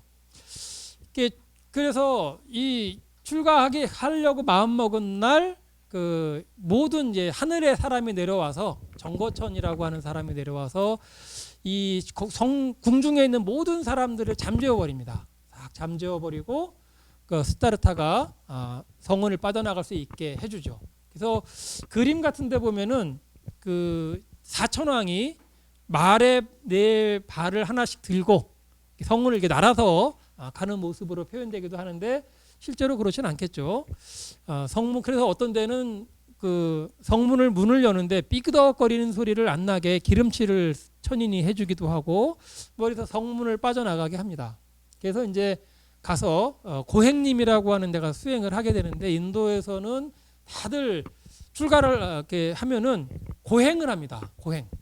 뭐 여러 가지 고행을 하죠. 하루에 뭐 밥을 쌀 한 톨밖에 안 먹고 물을 안 먹는 고행. 뭐 그다음에 누워 안 자고 바위에 이렇게 앉아서 있는 고행. 뭐 어떤 사람은 뭐 이런 데다가 바늘로 콕콕 쑤시는 고행. 뭐 여러 가지 고행을 개발해서 고행을 함으로써 그 어떤 깨달음에 이를 수 있다고 생각을 했던 거죠. 그래서 고행을 하게 되는데 이게 바로 고행을 하는 시다르타의 모습입니다. 그래서 피골이 상접한 그런 모습으로 고행을 하죠.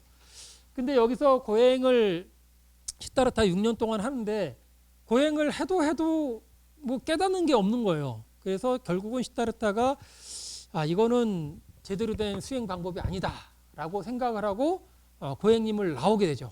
나와서 이제 나오자마자 어떤 아가씨가 주는 죽을 먹고 기력을 회복하게 되는데 그 아가씨가 준 그 죽이 이제 소위 타락죽인 거죠. 이게 우유로 이렇게 만든 죽을 먹고 기운을 회복해서 수행을 하게 되는데 그 모든 고행 같이 수행하던 동료들이 저 시다르타는 이제 변절했다.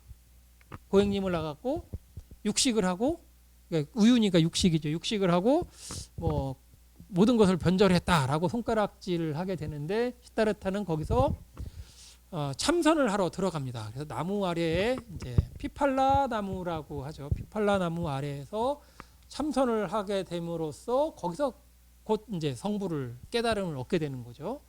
그래서 그 피팔라 나무가 깨달음을 이룬 나무다 해가지고 우리는 그 나무를 지금 보리수다라고 별칭을 갖다 붙였죠.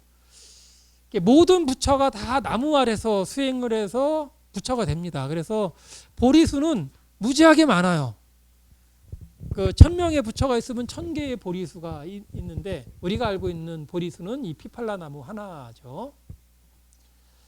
이 다음 생에 오는 부처가 있죠. 미륵불은 용화수라는 나무 아래에서 성불을 하죠. 그래서 그 미륵불의 보리수는 용화수, 석가모니의 보리수는 피팔라, 뭐 이렇게 하나씩 정해져 있습니다. 그리고 지금 고행을 하는 모습이고요. 그래서 이제 우유죽을 먹고 나서 참선을 해가지고 드디어 이제 성불을 하게 되는데 그 당시의 모습입니다. 이 시다르타가 이제 시다라 출가 수행자가 참선을 해서 이제 나는 모든 걸 다 깨달았다라고 생각을 하죠. 그래서 자기가 깨달은 내용 이때는 아마도 우리가 잘 아는 사성체, 뭐 팔정도, 12연기 뭐 이런 것들을 막 깨달았던 거라고 생각을 합니다. 그래서 내가 깨달은 것이 맞는지 계속 며칠 동안 거기 나무 아래에 앉아 있으면서 생각을 계속 반추하는 거죠. 계속 예를 들면 12연기 하면은 뭐 무명에서부터 시작해서 이게 논리적으로 맞는지, 또 사성체, 고집, 멸도인데 이게 논리적으로 맞는 건지 거꾸로도 해보고 옆으로도 해보고 다 점검을 해봤더니 맞다라고 생각을 해서 결국은 나는 깨달았다라는 것을 이제 선언을 하게 되죠. 근데 이제 마왕이 나타납니다. 마왕이라는 사람은 이제 굉장히 그 수행을 한 사람이죠. 그래서 도력도 있는 사람인데 시다르타가 그 깨달아서 성불을 했다, 부처가 됐다는 것을 도저히 인정을 못하고 어떨 때는 그걸 막 방해하고 그러게 되는데 어떤 식으로 방해를 하냐면 뭐 첫 번째는 무기를 들고 와서 뭐 막 칼, 총 같은 거를 들이밀고 너 계속 참선하지 마, 뭐 이런 식으로 위협을 한다거나 아주 위험한 동물을 데려다가 막 위협을 한다거나 그래도 다 안 되니까 마지막에는 이 마왕이 이제 딸들이 되게 예뻤다고 하죠. 딸들을 데려다가 아주 예쁜 딸들을 데려다가 막 춤을 추게 하고 해서 이제 시다르타가 혹시라도 가지고 있었던 욕정을 막 들춰내거나 이런 식으로 해서 결국은 했지만 결국은 다 실패를 하게 되죠. 그래서 마왕하고 석가모니하고 대화를 하게 됩니다. 네가 이게 성불했다는 게 말이 되냐? 막 뭐라 그러니까 석가모니가 그렇게 얘기를 하죠. 너는 이번 생에 이 마왕으로 태어난 이유는 전생에 뭐 착한 일 하나 정도 겨우겨우 하나 해가지고 너 지금 마왕이 된 건데 나는 수백 번, 수천 번의 전생에서 항상 착한 일을 해가지고 너의 한 번 해갔는데 착한 일 한 번 한 거 가지고 마왕이 됐지만 나는 수천억 번 해가지고 지금 내가 된 거다. 나는 그래서 이렇게 붓다가 된 거다라고 얘기를 하면서 내가 이렇게 수천억 번 이렇게 착한 일을 해서 이렇게 이 자리까지 왔다는 것은 지신이 증명을 할 거다라고 얘기를 합니다. 그래서 지신을 불러내요. 이 시다르타가 땅을 이렇게 손가락으로 땅에다 이렇게 댑니다. 그러니까 땅의 신을 불러내는 작업인데 여기 손가락을 대죠. 그랬더니 땅의 신이 나타나서 이 석가모니가 한 얘기는 모두 맞다. 뭐 그 얘기를 해주면서 여러 가지 이제 이적을 행합니다. 뭐 예를 들면 땅이 막 흔들린다거나, 뭐 하늘에서 막 꽃이 막 떨어진다거나, 뭐 이런 걸 보여줌으로써 시다르타가 드디어 붓다가 됐다는 것을 이제 알려주게 되는 거죠. 그래서 마왕들도 다 승복을 하고 이제 붓다가 됐다는 것을 인정을 하게 되는데 요 장면이 바로 그 장면입니다. 그래서 이 손가락을 땅에 딱 대는 요 시점, 요게 바로 인간 세상에 붓다가 없다가 이게 뭐죠? 붓다가 나타나는, 붓다가 생기는 그 시점인 거죠. 0.001초의 그 순간이 여기 되기 전에는 붓다가 없었던데 붓다가 생기는 그 시점입니다. 이 불교에서 우리가 사는 세상을 이제 정토라는 얘기를 하죠. 정토요. 정토와 예토 이렇게 나누는데 정토라는 것은 깨끗한 땅, 예토는 더러운 땅, 뭐 이렇게 해석이 되는데 정토라는 것은 깨끗할 뿐더러 부처가 있는 곳을 정토라고 얘기를 합니다. 부처가 있어야지 정토가 돼요. 부처가 없으면은 정토가 아닙니다. 그래서 우리가 아미타 정토 하면 아미타불이 있는 그런 곳, 뭐 약사정토하면 약사불이 있는 곳, 그런 게 되는 거죠. 즉, 요 순간에 부처가 탄생함으로써 이 땅이 예토에서 정토로 확 변화하게 되는 거죠.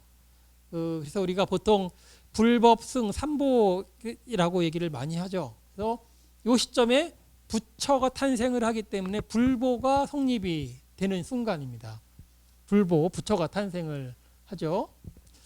그 다음에 이제 이게 순서가 초전법륜이 어디가 있나 모르겠습니다만, 그 다음에 부처가 탄생을 했다는 것은 부처가 뭔가를 깨달았다는 거죠. 그래서 불보, 법보, 승보 세 개 중에서 법보라는 것은 부처가 시다르타 깨달은 그 진리의 내용을 얘기를 하는 거거든요. 그러니까 진리를 깨달아야지 부처가 되는 거고, 부처가 있으면 진리가 있는 거죠. 그래서 이 순간에 바로 법보가 탄생을 하고 불보가 탄생을 합니다. 그 다음에 이제 승보가 탄생을 해야 되는데, 승보는 승단이죠. 부처와 부처의 제자들이 이룬 그런 공동체를 이제 승보라고 얘기를 하는데, 5명의 이제 이전에 석가모니가 출가해서 처음 수행할 때 같이 이렇게 수행을 하던 사람이 5명이 있어요. 그러니까 나 빼고 5명이죠. 그러니까 석가모니를 포함하면 6명이죠. 6명이서 같이 수행을 했었는데, 그 5명을 찾아서 석가모니가 갑니다. 처음에는 석가모니가 생각을 하죠. 이거 내가 깨달은 내용을 쭉 봤더니 이게 보통 어려운 진리가 아닌 거예요. 그래서 이거 뭐 내가 다른 사람한테 얘기해봤자 저 사람이 이거를 이해를 할 사람이 누가 있을까 생각해봤더니, 다들 뭐 고행님에서 고행이나 할 줄 알았지 이거를 얘기를 해준다고 이렇게 받아들일 만한 사람이 없는 거예요. 그래서 처음에는 고요하게 나만 알고 그냥 그 자리에서 바로 열반에 들자라고 생각을 해서 바로 이제 죽으려고 했죠. 그런데 이제 범천이라고 하는 천인이 나타나가지고 귀에 소곤소곤 얘기를 해주죠. 잘 생각을 해보세요. 지금 잘 생각을 안 날 수도 있는데, 이야기를 해주면 뭐 이렇게 깨달을 수 있는 사람이 있을지도 모릅니다. 잘 생각해 보세요. 했더니 석가모니가 이제 좀 긍정적으로 생각을 했는데, 보니까 처음에 수행 같이 했던 그 5명, 나머지 5명 정도면 뭔가 깨달음에 이를 수 있을 것 같다라는 생각이 들어서 결국은 딱 자리에서 일어나서 이제 가게 됩니다. 거기 어디냐 하면은 사슴동산에서 이제 수행을 하고 있었으니까 우리가 녹야원이라고 그러죠. 녹야원을 찾아서 갑니다. 갔더니 역시 5명의 그 수행자가 있어요. 그래서 이 사람에게 처음으로 설법을 해서 이 사람들을 제자로 맞아들이게 되죠. 그래서 교단을 이루게 됩니다. 석가모니를 중심으로 해서 제자들 5명이 처음으로 교단을 이루어서 승보가 성립이 된 거죠. 그래서 불법승 삼보가 성립된 게 같이 성립된 건 아니고 약간 며칠의 시차를 두고 성립이 됩니다. 그래서 쭉 이제 설법 여행을 하는데, 아까 말씀드렸던 이제 도리천, 그러니까 어머니에 대한 생각이 좀 너무 간절했던 거죠. 어머니가 3일 만에 돌아가셨는데 그 자식이라고 하나 있는데 그게 부처가 됐는데 어머니를 위해서 해줄 수 있는 게 없다. 그래서 어머니를 위해서 이제 설법을 하러 도리천으로 올라가게 됩니다. 그래서 도리천에 올라가서 90일 동안 설법을 하게 되는데, 이제 올라가 설법을 하고 이제 내려오는 장면이에요. 이거는 보통 올라가는 장면은 별로 이렇게 미술이 안 나타나고 내려오는 장면이 중요하게 나타나요. 쌍카시아라고 하는 마을로 내려오게 되는데, 이 도리천에서 여기 석가모니가 내려오고요. 양옆에 범천과 제석천 두 천인이 한 사람은 이렇게 일산, 우산, 양산을 들고, 또 한 사람은 의발, 옷과 밥그릇을 들고 따라서 내려옵니다. 그랬더니 저절로 3개의 계단이 쭉 생기고 가운데로 석가모니가 내려오고 양옆 계단으로 양천인이 내려온다라고 되어 있는데, 지금 내려오는 모습을 표현을 하고 있습니다. 그 다음에 이 아래에 조그만 사람이 보이는데 저건 비군이에요. 이 석가모니가 여기 쌍카샤 마을로 내려온다라는 거를 신통력으로 알아내서 가장 먼저 석가모니를 만나보러 쌍카샤라는 마을로 갔습니다. 그래서 이 비구니의 이름이 우팔라 베구니라고 합니다. 우팔라가 여기에 석가모니를 맞으러 간 모습을 표현하고 있습니다. 또 다른데 이게 인도에서는 굉장히 그 중요한 장면이었던 것 같아요. 이게 내려오는 장면이 여러 가지 버전으로 많이 만들어집니다. 이게 수많은 대중들이 와서 석가모니를 이렇게 맞이하는 그런 모습도 이렇게 조각이 되어 있고요. 그 다음에 이제 또 석가모니가 했던 여러 가지 업적 중에서 그 인도 사람들이 특히 중요하게 여겼던 것 중에 하나가 아까도 이제 데바다타가 있었죠. 그 못된 원숭이가 현대에서는 그 석가모니의 사촌 동생인 데바다타로 태어났는데, 이 사람이 이 어떻게 하면은 이 석가모니가 장악하고 있는 교단에 제자들도 많은데, 내가 보건대는 석가보다는 내가 훨씬 똑똑한데 사람들은 왜 석가모니만 좋다고 할까라고 생각을 하면서 석가모니를 어떻게 하면 좀 이렇게 제거를 하고 자기가 이렇게 거기에 이제 교조가 되려고 노력을 합니다.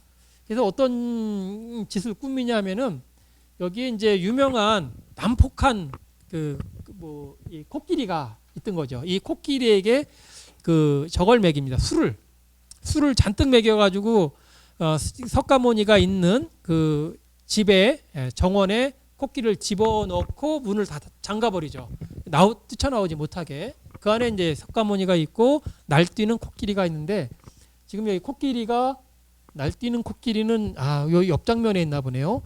코끼리를 그 석가모니께서 한번 어루만지자 바로 그냥 양순한 코끼리가 돼버렸다라는 이제 그런 이야기입니다. 여기가 지금 그래서 석가모니가 난폭한 코끼리를 이렇게 취상이라고 그러죠. 술 취한 코끼리를 다 이렇게 조복을 시켰다는 그런 이적을 행한 모습을 보여주고 있습니다. 네, 여기도 이제 또 그런 모습이죠.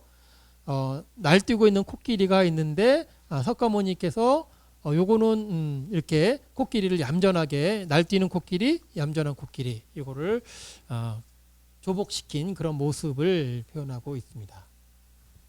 그다음에 또 뭐 여러 가지 이적도 많이 하셨지만 마지막에 돌아가시는 모습입니다. 돌아가실 때는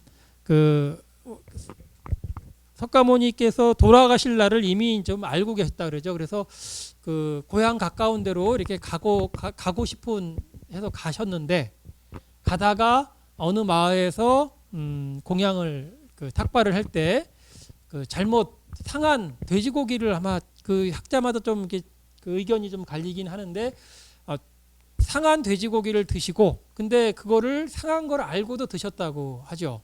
이렇게 탁발을 할 때는 주는 거를 다 먹는 게 관례이기 때문에 어쨌든 그거를 드셨답니다. 그래서 후유증으로 돌아가시게 되는데, 가지도 못하고 중간에 쿠시나가라라고 하는 곳에서 돌아가시게 되는데, 거기에 커다란 나무 숲에서 이제 돌아가십니다. 그거를 이제 무슨 꼭 나무가 하얀색 나무거든요. 그래서 보통 학수라는 말 씁니다. 학자 있죠. 하얀 나무 숫자. 학처럼 하얀 나무. 그래서 쌍님 열반이라고 많이 하죠. 두 개의 나무가 있는데 그 사이에서 돌아가시게 되는데, 머리를 북쪽으로 두고, 그러니까 남북으로 이렇게 누워서 돌아가시게 되는데, 머리는 북쪽으로 두지만 얼굴이 있죠. 얼굴은 하늘로 두는 게 아니고 서쪽을 바라봅니다. 그래서 북두서면, 머리는 북으로, 얼굴은 서로 이렇게 누워서 옆으로 이렇게 누운 거죠. 옆으로 누워서 이게 돌아가시는 그런 장면입니다. 그래서 이 열반할 때 이런 거는 굉장히 비탄에 빠진 여러 왕들이 와가지고 이렇게 울부짖는 모습들이고요. 제자들도 있고 이렇게 돌아가시는 모습을 표현하고 있어요. 돌아가신 다음에 이제 관에 쌓아서 이제 다비를 하려고 하는 준비 중인 모습이죠. 이때 이제 그런 게 있죠. 마하가섭이 석가모니의 큰 제자, 제일 큰 제자죠. 마하가섭이라는 분이 좀 늦게 왔죠. 그랬을 때 석가모니가 관이 닫히지 않고 있다가 관 밖으로 이렇게 발을 쑥 내밀었다 그러죠. 그래서 이것도 이제 그 마하가섭이 올 때까지 기다렸다가 마하가섭이 오니까 비로소 이제 관문이 닫히고 이제 다비를 할 수 있게 됐다 하는 거. 마하가섭은 그래서 석가모니의 커다란 상제자죠. 수제자인데 이 마하가섭에게 나의 의발을 전달. 의발이라는 것은 옷하고 밥그릇이죠. 내 옷과 내 밥그릇을 넘긴다라고 하는 것을 몇 번에 걸쳐서 이야기를 하시죠. 첫 번째가 이제 그 왕사성이라는 곳에서 석가모니가 법화경을 강설을 하는데 거기에 영축산이라고 하는 산, 코끼리가 아니고 뭐죠? 독수리산에서 이제 법화경 설법을 하는데 그때 석가모니가 이렇게 꽃을 이렇게 하나 들었다 그랬죠. 그랬더니 이게 뭔 영문인지를 몰라서 가만히 있는데 저 끝에 있는 한 사람만이 미소를 엷게 지었다. 그래서 그거를 한자 성어로 염화미소다 이렇게 하죠.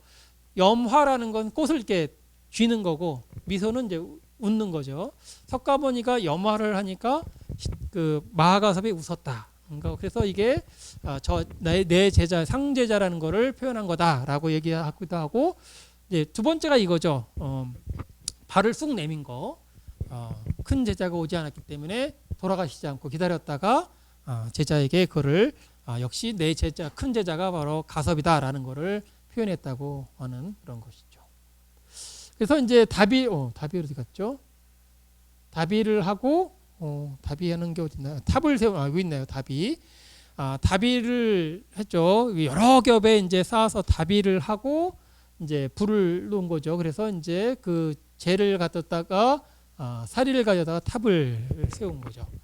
우리가 이제 탑을 세울 때 처음 부처님이 돌아가셨을 때 8개의 탑을 세웠습니다. 그래서 근본 8탑이라고 하는데 이것도 재미있는 이야기가 있죠. 이게 석가모니가 이제 쿠시나가리에서 돌아가셨을 때 이제 답의를 했죠. 그랬더니 이제 온갖 군데에서 소식을 듣고 왕들이 막 달려옵니다. 왜 달려왔겠어요? 물론 이제 슬픔에 그 석가모니를 뵈러 왔기도 하지만 그 사리를 좀 얻어가려고 달려옵니다. 왕들이. 그래서 모두 8군데의 왕들이 몰려와서 서로 자기네 자기네 나라와 석가모니의 인연을 강조하면서 저 사리를 우리가 가져가야 된다. 탑은 우리나라에 세워야 된다. 뭐 이런 식의 그러니까 8개의 나라가 다들 뭐 자기 나라를 주장을 했죠. 이때 이제 중제자가 등장을 하는데 그 부처님 제자가 아니고 그 인도에 따른 힌두교의 그 브라흐마라고 하는 브라만 교회에 있는 그 사제가 와서 도로나라고 하는 사제가 와서 중재를 합니다. 이 도로나가 뭐라 그러냐면 내가 8명에게 똑같이 나눠줄 테니까 각자 가져가서 각자 하나씩 세우라라고 해주죠. 그래서 이 도로나가 재입니다. 하나씩 병에다가 이걸 떠서 옮겨주고 그래서 8부등분을 해줘요. 그래서 이 8명의 왕들은 각자 나라에 돌아가서 탑을 세웁니다. 그래서 이 탑이 최초로 만들어진 석가모니의 탑, 근본 8탑이라고 하죠. 그런데 이제 늦게 온 사람이 하나가 있어요. 왕 중에 이제 자기도 영국권이 있는데 왔더니 이미 다 가져가 버린 거예요. 그래서 이 사람은 땅을 치며 통곡을 하니까 이 도로나가 또 뭘 주냐면은 그러면 다른 사람들은 사리는 다 가져갔으니까 당신은 태우고 남은 재가 있으니까 재를 가져다가 탑을 세워라. 그래서 재를 퍼줍니다. 재는 그래서 그 왕이 다 가져가죠. 그래서 이제 9번째 탑을 만들게 되고 그다음에 이 도로나라는 사람도 자기가 이게 개량했던 그 병이 있죠. 병을 가져다가 고향에 가서 자기가 탑을 만듭니다. 자기 탑을. 그래서 실제로는 모두 석가모니가 돌아가셨을 때 10개의 탑을 세우게 되는데 그중에 사리가 들어간 건 8개고 그래서 우리가 근본 8탑이라고도 하고 10탑이라고도 하는데 8개가 확실한 탑이고요. 나머지 하나는 재만 가져가서 만든 탑이다 해서 회탑, 그러니까 재회자를 써서 회탑이라고 하고 또 한 사람은 도로나라는 사람은 병을 가져가서 만들었죠. 그래서 병을 가져가서 만들었다고 해서 병탑. 그러니까 병이죠. 병. 그야말로 밭을 병탑을 세웁니다. 그래서 모두 10개의 탑을 세우죠. 이 스투파라는 거는 무덤이죠. 무덤. 우리나라에서는 시신을 그대로 땅을 파고 거기다 묻고 봉분을 만드는 그런 식으로 묻지만, 인도에서는 모든 사람을 스투파로 세우지는 않지만 인도에서 스투파를 세울 수 있는 딱 두 사람이 있어요. 하나는 붓다, 깨달은 자. 그다음에 또 하나는 전륜성왕, 인도를 통일한 그런 왕, 속세의 왕. 이 사람은 스투파를 세울 수 있다고 합니다. 근데 스투파를 어디서 세우냐면은 대로변에 세웁니다. 대로변. 예를 들면 그 서울 광화문 네거리 같은데, 네거리 한 중앙에 묘를 세웁니다. 스투파를. 그래서 대로변에 스투파를 세우게 되는 거죠. 그래서 이 스투파는 8개의 스투파를 나중에 인도 석가모니가 돌아가시고 난 다음에 한 200여 년 뒤에 유명한 아쇼카 왕이라는, 거의 뭐 전륜성왕이죠. 이 사람이 나타나서 전 인도를 통일을 합니다. 마우리아 왕조라는 것을 그러니까 통일을 하게 되는데, 너무나 이제 이 정복 전쟁을 많이 했죠. 아쇼카가. 그래서 말년에는 이제 참여를 하고 자기가 죽인 사람들에 뭐 참여도 하고 하면서 불교에 귀의하고, 그래서 뭐를 하냐면 각지에 세워져 있던 8개의 탑을 다 허물어 버려서 거기서 이제 사리를 다 모아서 전국에 84,000개의 탑을 세웠다라고 하죠. 그래서 그게 아쇼카 왕이 84,000 탑이 바로 그 탑이 됩니다. 그래서 이제 그 중에 몇 개가 그 석가모니의 진신 사리 몇 개가 뭐 중국으로 왔고, 또 중국으로 왔던 것 중에서 몇 개가 또 이 한반도로 오게 되죠. 그래서 그 이제 계속 이제 사리는 막 늘어나죠. 근데 왜 늘어나는지 모르겠지만 사리가 막 늘어납니다. 늘어나게 되는데, 그 우리나라에 온 사리는 그래서 이제 하나는 황룡사 탑에다가 집어넣고, 일부는 배가를 가져왔다 그러던가요? 그렇죠. 그래서 일부는 황룡사탑, 일부는 또 태화탑이라고 하는데 세워놨는데, 태화탑은 어딘지 잘 모르겠고, 그다음에 나머지 많은 부분은 지금의 이제 통도사 계단에 집어넣게 되죠.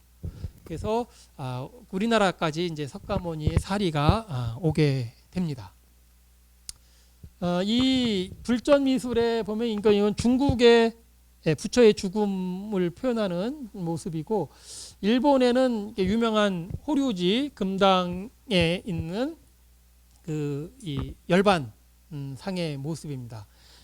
굉장히 일본의 이 호류지에 있는 거는 사실적으로 막 그냥 울부짖는 사람들 이렇게 표현을 하는데, 우리나라의 조선시대에 남아있는 그림들을 보면 석가모니 돌아가셨을 때 이런 식으로 그 비탄한 표정은 별로 안 짓는 것 같아요. 그냥 평범한 그 표정을 짓고 있는데, 일본 같은 경우는 굉장히 강렬하게 이렇게 표현을 하는 것 같습니다. 저기 원래 8시 15분까지 우리가 하기로 해서, 그런데 이 뒤가 또 여러 개가 있긴 하지만 그거는 이제 다음 기회로 미루도록 하겠습니다. 그냥 한번 가지고 왔으니까 한번 쭉 몇 개만 말씀을 드리면은, 네 가지의 그 사상이라고 하는 것은 네 가지의 중요한 장소입니다. 석가모니가 탄생, 깨달은 곳, 최초로 설법한 곳, 열반에 드신 곳, 이거죠. 룸비니, 부다가야, 사르나트, 쿠시나가로 이렇게 되는데, 여기가 이제 석가모니가 태어난 룸비니 동산에 있는 모습이고요. 그다음에 깨달은 장소입니다. 보드가야의 마하보리 사원이 이렇게 요하에서 깨달은 거죠. 그다음에 여기는 첫 설법을 했던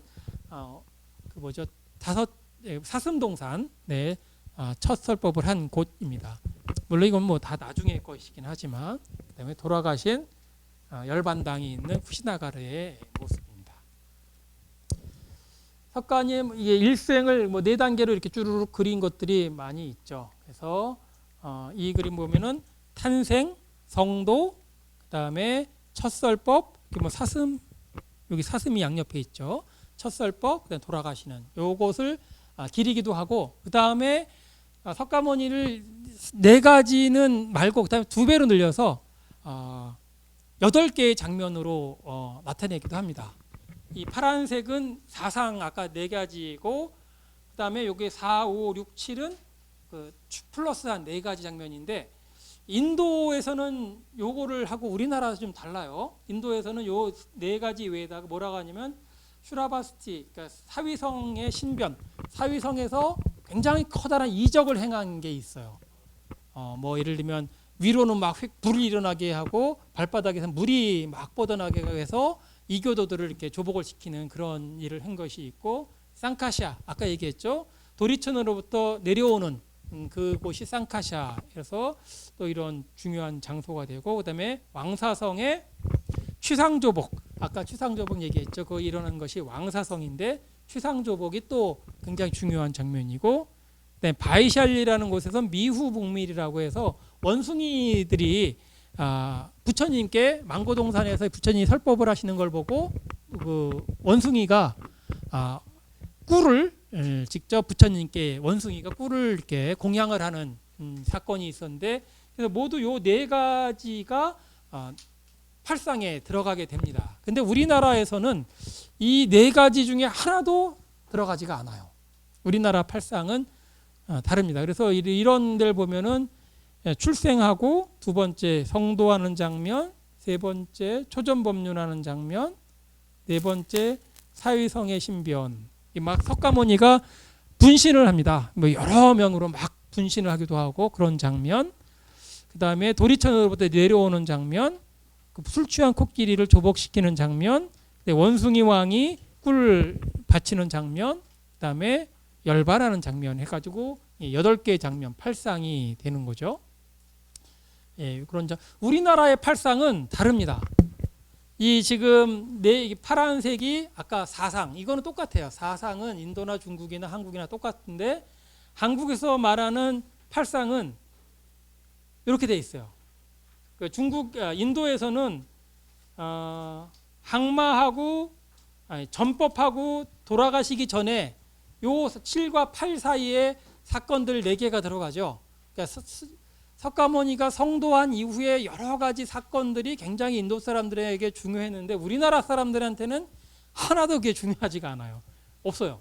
다 석가모니가 항마하기 전에, 석가모니 되기 전에 장면이 5가지나 됩니다.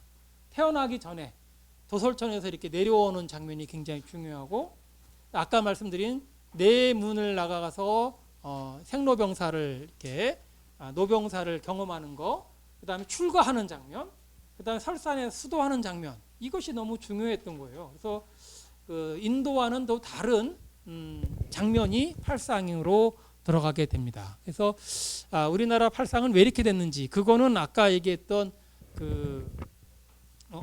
인도권은 이렇게 돼 있던 거고요. 그래서 이런 저 사찰에 가 보시면 이런 팔상의 그림들이 꽤 여러 군데 있어요. 그런데 이런 데를 보면은 한 장면이 아니고 몇 개의 장면들을 하나의 그림에 뭉쳐서 표현을 하죠. 석가모니가 시다르타의 꿈 장면, 그다음에 여기서는 뭐 점 보는 장면까지 이 안에 들어가게 된다거나 뭐 이렇게 점 보는 장면도 있고 그렇습니다. 그래서 하나면에 다양한 내용들을 꾸며놓고, 그 다음에 탄생 장면에서도 탄생뿐만, 여기는 탄생을 했다면은 여기는 그 행칠보하면서 천상천하 유아독전 뭐 그런 얘기를 한다거나, 그다음에 아버지가 이게 또 이렇게 태아를 씻어주는 장면이 있고, 뭐 이런 것들이 하나로 표현이 되고 있어요. 점 보는 장면도 여기 있네요. 그다음에 사문유관, 내문, 동남서북의 내문을 다니면서 노병사를 이렇게 확인하는 장면, 노인 만나고 병든 사람, 죽은 사람, 그다음에 출가 수행자를 만나는 장면을 이렇게 표현을 한다거나, 그다음에 출가하는 장면, 출가도 이제 그 신인이 내려와서 사람들을 잠들게 한 이후에 출가를 시키게 되죠. 뭐 이렇게 태자가 떠난 자리라든가, 여기는 그 아까 사천왕들이 다리를 하나씩 들고 출가를 시킨다 그랬죠. 그런 장면도 있고 다양한 장면이 나오고요. 네, 설산 수도하는 장면인데 이제 설산이라고 하면 지금이 아마 히말라야 근처의 어느 산이겠죠. 거기 들어가 수행을 하는데 각종 이제 수행을 하는 모습들이 나타나게 돼요. 처음에 이제 여기 고행님이 들어가기 전에 이제 머리가 길었으니까 그거를 자르고 이제 고행님이 들어가는 거죠. 그래서 머리 자르는 장면이 있고요. 뭐 이런 머리 자르는 장면도 있고 다양한 그림의 머리 자르는 장면들이 표현이 됩니다. 그다음에 이제 이렇게 목욕하는 장면도 있고요. 목욕을 하고 났더니 이 천인들이 내려와서 제각기 막 그 목욕한 물을 떠가지고 막 가는 장면입니다. 이 석가모니가 이제 신이 그 붓다가 됐다는 것을 알고 천인에서 이미 알고 석가모니가 목욕한 물을 가져다가 그걸로 이제 어떤 이적을 바라고 떠가는 그런 많은 사람들의 모습이 표현됩니다. 드디어 이제 항마하는 모습인데 항마 자세에서는 가장 재밌는 게 요겁니다. 정병을 마주하고 마군들과 대적하는 장면. 여기 보면은 노랗게 되어 있는 게 병이에요. 물병. 이거를 하나 마군들을 물리치는 과정 속에서 이 정병을 하나를 두고 누구 힘이 더 센가. 그래서 모든 마군들이 달려들어서 줄다리기 하듯이 이제 끄는데 석가모니 혼자서 이거를 이제 꿈쩍도 못하게 하는. 그래서 마군들을 물리치는 그런 그 장면이 포함되어 있습니다. 여러 가지 그림들에 이렇게 아주 재밌는 장면이잖아요. 사실은 정병 하나를 사이에 두고 대적하는 그런 장면. 이건 여러 가지 여기도 또 역시 정병을 두고 대적하는 장면입니다. 처음에 이제 전법 보통 원래는 5명의 비구에게 처음 설법을 했다고 하지만 우리나라에는 그 얘기보다 더 많이 나오는 게 화엄경 얘기입니다. 왜 그러냐면 화엄경에 뭐라고 되어 있냐면 화엄경이 석가모니가 그 성불을 한 다음에 최초로 설법한 경전이 바로 화엄경이다라고 해놨기 때문에 우리나라에서 가장 영향력이 있는 경전이 이제 화엄경, 법화경이잖아요. 그래서 이 처음으로 설법한 것이 5비구가 아니고 화엄경을 설법하는 걸로 나와 있어요. 그림에서 보면은 이 노사나불이라는 분이 이렇게 화엄경을 설법하고 여기 있네요. 이렇게 해서 설법을 하는 자세로 표현이 되고 있습니다. 그 다음에 이제 조그맣게 5명의 비구에게는 그 밑에 조그맣게 이제 5명의 비구에게 설법하는 모습을 표현하고 있죠. 사슴동산에서. 그다음에 마지막에 이제 열반을 하고 있는 열반의 모습입니다. 열반의 모습을 자세히 보면은 아까 봤던 북두 서면에서 열반하시는 모습이고요. 그다음에 마가섭이 뒤늦게 나타나자 여기 발이 보이죠? 관 밖으로 발을 쑥 내미는 그런 장면. 근데 그다음에 스스로 불을 붙이지 않았는데 그러니까 마가섭이 나타나지 않았기 때문에 아무리 불을 붙이려 해도 이제 불이 안 붙었었는데 가섭이 나타났더니 바로 붙이지 않아도 스스로 관에 불이 붙었고 그다음에 사리가 막 떨어져서 그 균등하게 나눈다 뭐 하는 그런 모습들을 아주 그림처럼 표현을 하고 있습니다. 가섭 또 다른 데 보면은 조금 더 사실적이죠. 아까는 여기 중간에 뻥 뚫렸는데 이거는 관짝이 좀 열리면서 발이 튀어나오는 모습 이렇게 표현하기도 하고 어떤 거는 문짝이 아예 열리는 그림도 있어요. 다양한 형태로 가섭에게 전법하는 모습을 보여주고 있습니다. 네, 이게 뒷부분에는 아주 그냥 초스피드로 달려나갔는데요. 그 앞에 석가모니의 일생과 또 그 전생의 이야기들은 많이 그림과 조각으로 보셨기 때문에 나중에 이제 팔상도 조금 자세히 보시면 훨씬 더 재미있는 이야기들이 많이 있기는 합니다. 시간이 좀 늦어져서 여기서 마치도록 하겠습니다. 여러분 같이 들어주셔서 고맙습니다.